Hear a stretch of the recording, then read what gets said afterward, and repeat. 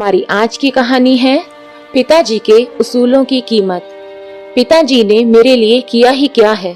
Park में सैर करते हुए रमाकांत जी के कानों में अनायास ही बेटे द्वारा कहे गए शब्द गूंज रहे थे और दिमाग में केवल एक ही विचार, आखिर क्या कमी छोड़ दी हमने अपनी परवरिश में, अपने प्यार में, जो हमारे बेटे ने अपने मुंह से ये शब्द निकाले।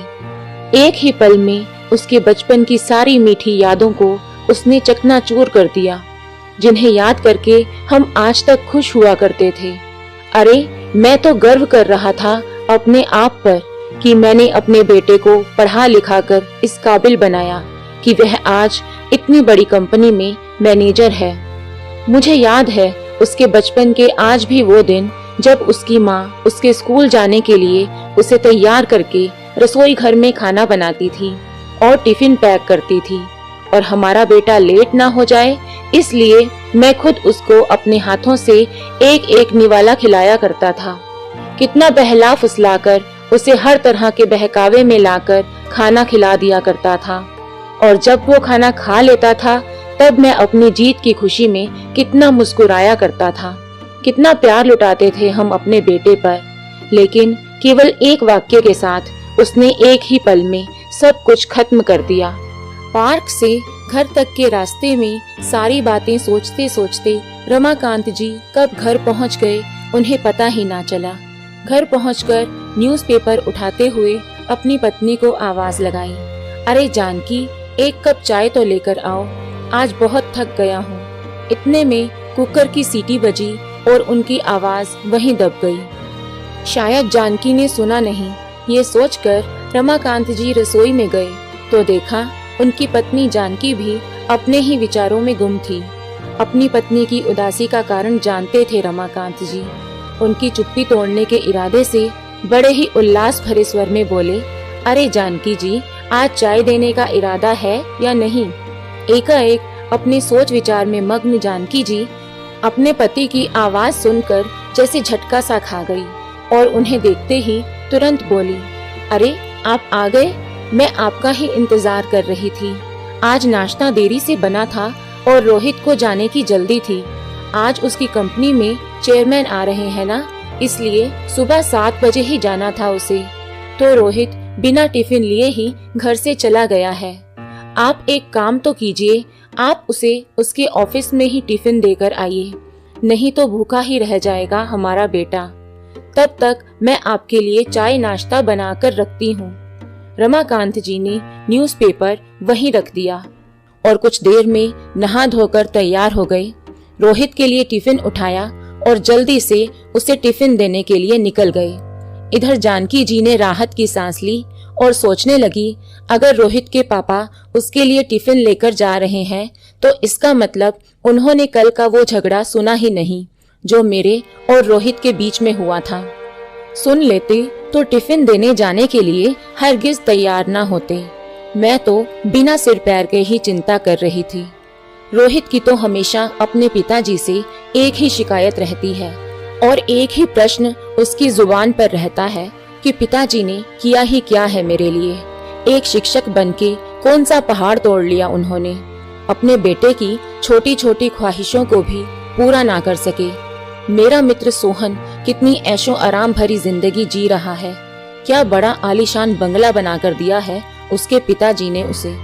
और मेरा दूसरा मित्र विशाल, जिसके पिताजी बिजनेसमैन हैं, उसके पिता ने उसे बड़ी कार खरीद कर दी है।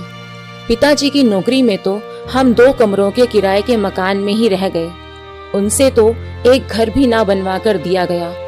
जानकी जी अपने पति के लिए बोली गई कोई भी गलत बात बिल्कुल भी बर्दाश्त नहीं कर सकती थी।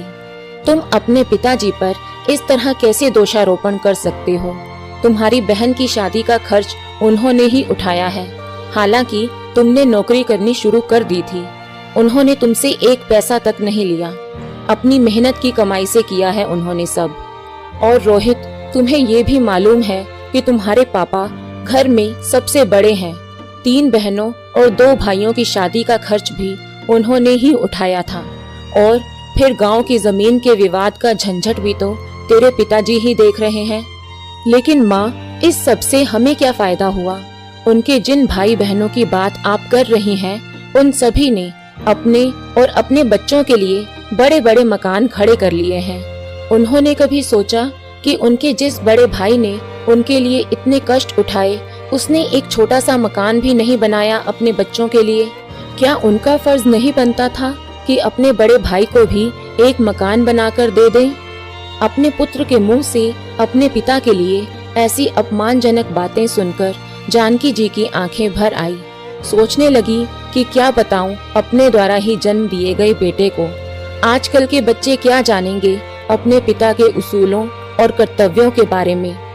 अपनी आंखों से आंसू पोंछते हुए बोली, बेटा मैं तो केवल इतना जानती हूँ कि तुम्हारे पापा ने जीवन भर अपना कर्तव्य निभाया, अपने भाई बहनों से कोई आशा नहीं रखी और ना ही उन्होंने कभी तुमसे कुछ मांगा है।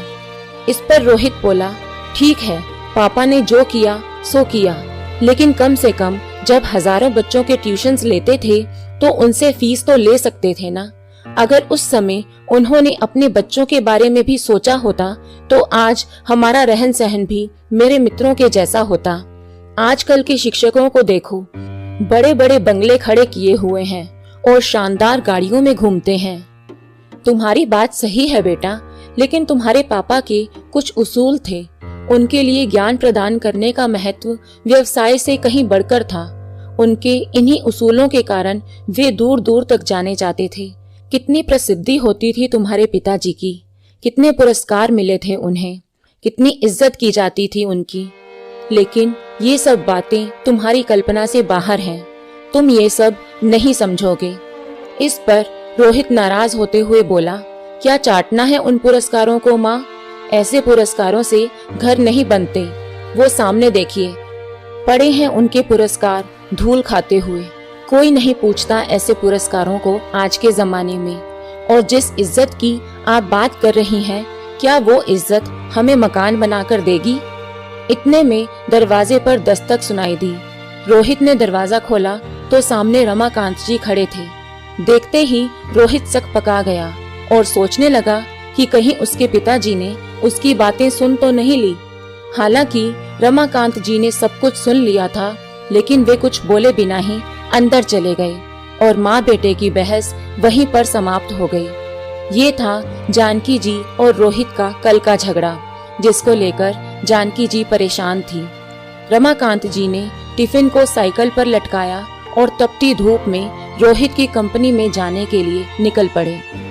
7 किलोमीटर दूर कंपनी तक पहुंचते पहुंचते उनका दम फूल गया था। कंपनी के गेट पर सिक्योरिटी गार्ड ने उन्हें रोक दिया। तुम्हारे रोहित साहब का टिफिन देना है, अंदर जाऊं क्या? अभी नहीं, चेयरमैन साहब आए हुए हैं, गार्ड बोला। उनके साथ मीटिंग चल रही है, किसी भी क्षण वो मीटिंग खत्म करके आ सकते हैं। आप बाजू में ही रहिए। रमाकांत जी थोड़ी दूरी पर धूप में ही खड़े रहे। आसपास कहीं भी बैठने के लिए जगह नहीं थी। थोड़ी देर बोलते बोलते पूरा 1 घंटा बीत गया। खड़े खड़े पैरों में भी दर्द उठने लगा था, इसलिए रमाकांत जी वहीं गर्मी से तपते हुए एक पत्थर पर बैठने लगे। तभी गेट की आवाज आई। शायद मीटिंग खत्म हो गई होगी। चेयरमैन साहब के पीछे पीछे कई अधिकारी और उनके साथ रोहित भी बाहर आ गया। उसने अपने पिताजी को वहां खड़े देखा तो मन ही मन कुड़ने लगा। सोचने लगा कि अगर टिफिन घर पर रह गया था तो क्या जरूरत थी लेकर आने की। ऊपर से कुर्ता पजामा पहनकर आए हैं, कम से कम मेरी रेपुटेशन का तो ख्याल किया होता। चेयरमैन साहब कार का दरवाजा खोलकर बैठने ही वाले थे तो उनकी नजर रमाकांत जी की ओर गई। वे कार में बैठते बैठते रुक गए और रमाकांत जी को देखने लगे। वो सामने कौन खड़ा है? उन्होंने सिक्योरिटी गार्ड से पूछा। अपने रोहित सर के पिताजी हैं, उनके लिए खाने का टिफिन लेकर आए हैं, गार्ड ने कपकपाती आवाज में कहा। बुलवाइए उनको। ये देखकर रोहित सोचने लगा, हे भगवान, जो नहीं होना चाहिए था वही हो गया। मेरे पिताजी ने तो मेरी इज्जत की धज्जियां उड़ाकर रख दी। रोहित के तन से पसीने की धाराएं बहने लगी। क्रोध और डर के कारण उसका दिमाग सुन्न हुआ जान पड़ने लगा। गार्ड की आवाज देने पर रमाकांत जी पास आए। चेयरमैन साहब आगे बढ़े और उनके समीप गए। आप वर्मा सर हैं ना? डीएवी स्कूल में शिक्षक थे। जी हाँ, लेकिन आप कैसे पहचानते हैं मुझे? हम पहले तो कभी नहीं मिले। कुछ समझने के पहले ही चेयरमैन साहब ने रमाकांत जी के चरण छुए। सभी अधिकारी और रोहित वो दृश्य देखकर अचंभित रह गए। सर, मैं रमेश गुप्ता, आपका वही नालायक विद्यार्थी जो आपकी शिक्षा के सहारे ही लायक बन सका। याद है आपको, आप मुझे घर पर पढ़ाने आते थे? हाँ, याद आया। बाप रे, बहुत बड़े व्यक्ति बन गए आप तो। चेयरमैन हंस दिए, फिर बोले, सर आप यहाँ धूप में क्या कर रहे हैं? आइए अंदर चलते हैं, बहुत बातें करनी है आपसे। सिक्योरिटी, तुमने इन्हें अंदर क्यों नहीं बिठाया? गार्ड ने शर्म से सिर झुका लिया। उन्हें डांटते देखकर रमाकांत जी बोले, उनकी कोई गलती नहीं है सर, आपकी मीटिंग चल रही थी, आपको तकलीफ ना हो इसलिए मैं ही बाहर रुक गया था। कृपया मुझे सर कहकर शर्मिंदा ना करें, चेयरमैन ने हाथ जोड़कर विनती की। ये सब देखकर रोहित की हैरानी का ठिकाना ना रहा। चेयरमैन साहब ने रमाकांत जी का हाथ अपने हाथ में लिया और उनको अपने आलीशान चैम्बर में ले गए। बैठिए सर। चेयरमैन सर ने अपनी कुर्सी रमाकांत जी की तरफ बढ़ाते हुए कहा। नहीं, वो कुर्सी आपकी है, रमाकांत जी ने सक पकाते हुए कहा। सर, आपके कारण वो कुर्सी मुझे मिली है, तो पहला हक आपका है। चेयरमैन साहब ने जबरदस्ती उन्हें अपनी कुर्सी पर बिठाया। रोहित और चेयरमैन सर का असिस्टेंट दोनों इस दृश्य को बड़ी हैरानी से देख रहे थे। तुम लोगों को मालूम नहीं होगा, वर्मा सर नहीं होते तो आज ये कंपनी नहीं होती और मैं मेरे पिताजी की अनाज की दुकान संभालता रहता। स्कूल समय में मैं बहुत ही डब्बू विद्यार्थी था। जैसे तैसे मुझे 9वीं कक्षा तक पहुंचाया गया। शहर की सबसे अच्छी क्लासेस में मुझे एडमिशन दिलाया गया, परंतु मेरा ध्यान कभी पढ़ाई में लगा ही नहीं। उस पर अमीर बाप की औलाद, पूरा दिन मौज मस्ती और मारपीट करना, शाम की क्लासेस से बंक मारकर मूवी देखना, यही मेरा शौक था। माँ को वो सहन नहीं होता। उस पर वर्मा सर कड़े अनुशासन और सर्वश्रेष्ठ शिक्षक के रूप में प्रसिद्ध थे। माँ ने उनसे मुझे पढ़ाने की विनती की, परंतु सर के छोटे से घर में बैठने के लिए जगह नहीं थी, इसलिए सर ने पढ़ाने में असमर्थता दर्शाई। माँ ने उनसे बहुत विनती की और हमारे घर आकर पढ़ाने के लिए मुंह मांगी फीस को बोला। सर ने फीस लेने से मना कर दिया, परंतु अनेक प्रकार की विनती करने पर घर आकर पढ़ाने को तैयार हो गए। पहले दिन सर आए और मैं हमेशा की तरह शैतानी करने लगा। सर ने मेरी अच्छी तरह से धुनाई कर दी। उस धुनाई का असर ऐसा हुआ कि मैं चुपचाप बैठने लगा। तुम्हें बता दूं रोहित, पहले हफ्ते में ही मुझे पढ़ने में रुचि जागृत हो गई। तत्पश्चात मुझे पढ़ाई के अतिरिक्त कुछ भी सुझाई नहीं देता था। सर इतना अच्छा पढ़ाते थे। अंग्रेजी, गणित, विज्ञान जैसे विषय जो मुझे कठिन लगते थे वो अब सरल लगने लगे थे। फिर तो मुझे पढ़ाई से प्यार होने लगा। सर कभी आते नहीं थे तो मैं परेशान हो जाता था। 9वीं कक्षा में मैं दूसरे नंबर पर आया। माँ पिताजी को खूब खुशी हुई। मैं तो जैसे हवा में उड़ने लगा था। 10वीं में मैंने सारी क्लासेस छोड़ दी और सिर्फ वर्मा सर से ही पढ़ने लगा था और 10वीं में मेरिट में आकर मैंने सबको चौंका दिया। माय गुडनेस, पर सर फिर भी आपने सर को फीस नहीं दी? चेयरमैन के असिस्टेंट ने आश्चर्य से पूछा। मेरे माँ पिताजी के साथ मैं सर के घर पेड़े लेकर गया था और पिताजी ने सर को 1 लाख रुपए का चेक दिया। सर ने वो नहीं लिया। उस समय सर क्या बोले मुझे आज भी याद है। सर बोले, मैंने कुछ भी नहीं किया, आपका बेटा ही बुद्धिमान है। मैंने सिर्फ उसे रास्ता बताया और मैं ज्ञान नहीं बेचता, मैं वो दान देता हूँ। बाद में सर के मार्गदर्शन में ही 12वीं में पुनः मैं मेरिट में आया। बाद में बीई करने के बाद अमेरिका जाकर एमएस किया और अपने शहर में ये कंपनी शुरू की। एक पत्थर को तराश कर सर ने हीरा बना दिया और मैं ही नहीं, सर ने ऐसे असंख्य हीरे बनाए हैं। सर आपको कोटि कोटि प्रणाम। चेयरमैन साहब ने अपनी आंखों में आए अश्रु रुमाल से पोंछे। परंतु ये बात तो अद्भुत ही है कि बाहर शिक्षा का और ज्ञान दान का बाजार भरा पड़ा है, लेकिन फिर भी सर ने 1 रुपया भी ना लेते हुए हजारों विद्यार्थियों को पढ़ाया। ना केवल पढ़ाया पर उनमें पढ़ने की रुचि भी जगाई। ये बात सुनकर रमाकांत वर्मा की तरफ देखकर चेयरमैन के असिस्टेंट ने कहा, वाह सर, मान गए आपको और आपके आदर्शों को। अरे मेरे वर्मा सर तो उसूलों के बहुत पक्के हैं, पैसों और मान सम्मान के भूखे नहीं हैं। विद्यार्थी का भला हो यही एकमात्र उद्देश्य था उनका। चेयरमैन बोले, और ऐसे ही थे मेरे पिताजी भी, उसूलों के एकदम पक्के। एक समय भूखे रह लेंगे पर अनाज में मिलावट करके बेचेंगे नहीं, यही तत्व थे उनके। जिंदगी भर उसका पालन किया, ईमानदारी से व्यापार किया। उसका फायदा आज मेरे भाइयों को हो रहा है। बहुत देर तक कोई कुछ भी नहीं बोला। फिर चेयरमैन ने रमाकांत जी से पूछा, सर आपने मकान बदल लिया या उसी मकान में रहते हैं? उसी पुराने मकान में रहते हैं सर, रमाकांत जी के बदले में रोहित ने ही उत्तर दिया। उस उत्तर में पिताजी के प्रति छिपी नाराजगी चेयरमैन साहब की समझ में आ गई। आपने जो एहसान मुझ पर किए थे उसका बदला तो मैं कभी चुका ही नहीं पाऊंगा, लेकिन फिर भी आज मैं आपको गुरु दक्षिणा देना चाहता हूँ। प्लीज ना मत करिएगा। इसी शहर में मैंने कुछ फ्लैट्स ले रखे हैं, उनमें से एक 3 BHK का फ्लैट मैं आपके नाम कर रहा हूँ।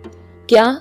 रमाकांत जी और रोहित दोनों आश्चर्यचकित रूप से बोले, नहीं नहीं, इतनी बड़ी गुरु दक्षिणा नहीं चाहिए मुझे। रमाकांत जी आग्रह पूर्वक बोले। चेयरमैन साहब ने रमाकांत जी के हाथ को अपने हाथ में ले लिया। सर प्लीज ना मत करिए और मुझे माफ करें कि काम की अधिकता में मैं आपकी गुरु दक्षिणा देने में पहले ही बहुत देर कर चुका हूँ। उसके बाद चेयरमैन सर ने सभी के लिए चाय मंगाई, रमाकांत जी से ढेर सारी बातें की और उनके चरण स्पर्श करके आदर सहित उन्हें विदा किया। जब रमाकांत जी चले गए तो चेयरमैन ने रोहित से पूछा, रोहित तुम्हारी शादी हो गई क्या? नहीं सर, पक्की हो गई है और जब तक रहने को अच्छा घर नहीं मिल जाता तब तक शादी नहीं हो सकती। ऐसी शर्त मेरे ससुर जी ने रखी है। अभी तक शादी की डेट फिक्स नहीं की तो फिर हॉल भी बुक नहीं किया। चेयरमैन ने फोन उठाया और किसी से बात करने लगे। समाधान कारक चेहरे से फोन रखकर धीरे से बोले, अब चिंता की कोई बात नहीं, तुम्हारे मैरिज गार्डन का काम हो गया। हेरिटेज लॉन्स तो मालूम होगा? सर वह तो बहुत महंगा है। अरे तुझे कहाँ पैसे चुकाने हैं? सर के सारे विद्यार्थी सर के लिए कुछ भी कर सकते हैं। सर के बस एक आवाज देने की बात है, परंतु सर तत्वनिष्ठ हैं, वैसा करेंगे भी नहीं। इस लॉन्स का मालिक भी सर का ही एक विद्यार्थी है। मैंने उसे सिर्फ बताया, सिर्फ हॉल ही नहीं भोजन सहित संपूर्ण शादी का खर्चा भी उठाने की जिम्मेदारी ले ली है उसने, वह भी स्वखुशी से। तुम केवल तारीख बताओ। बहुत बहुत धन्यवाद सर, रोहित अत्यधिक खुशी से हाथ जोड़कर बोला। धन्यवाद मुझे नहीं, अपने पिताश्री को दो रोहित, ये सब उनके उसूलों का ही परिणाम है। और मुझे एक वचन दो रोहित, सर के अंतिम सांस तक तुम उन्हें अलग नहीं करोगे और उन्हें कोई दुख भी नहीं होने दोगे। मुझे जब भी मालूम चला कि तुम उन्हें परेशान कर रहे हो तो न केवल इस कंपनी से निकाल दूंगा बल्कि पूरे शहर भर में किसी भी स्थान पर नौकरी करने के लायक नहीं छोड़ूंगा, ऐसी व्यवस्था कर दूंगा। चेयरमैन साहब कठोर शब्दों में बोले, नहीं सर, मैं वचन देता हूँ वैसा कुछ भी नहीं होगा। रोहित हाथ जोड़कर बोला। शाम को जब रोहित घर आया तब रमाकांत जी किताब पढ़ रहे थे। जानकी जी पास में ही बैठी हुई चावल से कंकड़ निकाल रही थी। रोहित ने बैग रखा और रमाकांत जी के पांव पकड़कर बोला, पापा मुझसे गलती हो गई, मैं आपको आज तक गलत समझता रहा, मुझे पता नहीं था पिताजी कि आपके उसूलों का इतना महत्व है, आपका व्यक्तित्व इतना महान है। कल ही मैंने आपके बारे में माँ को कितना अनाप शनाप बोला आप नहीं जानते। इसके लिए भगवान मुझे कभी माफ नहीं करेगा। मुझे मालूम है बेटा, मैंने दरवाजे के बाहर खड़े हुए सब सुन लिया था, फिर भी आप मुझे टिफिन देने आए। रोहित की आंखें आंसुओं से डबडबा गई। कुछ कहने के लिए उसे शब्द नहीं मिल रहे थे। रमाकांत जी ने उसे उठाकर अपने सीने से लगा लिया। आज रोहित को अचानक क्या हुआ है जानकी जी को समझ में नहीं आ रहा था, परंतु कुछ अच्छा घटित हुआ है, इसलिए पिता पुत्र में इतना प्यार उमड़ रहा है। ये देखकर उनके नयनों से भी कुछ बूंदें गाल पर लुढ़क आई। दोस्तों, आपको ये कहानी कैसी लगी? लाइक और कमेंट करके जरूर बताएं और चैनल को सब्सक्राइब करना ना भूलें। मिलते हैं एक नई कहानी के साथ। बहुत बहुत धन्यवाद।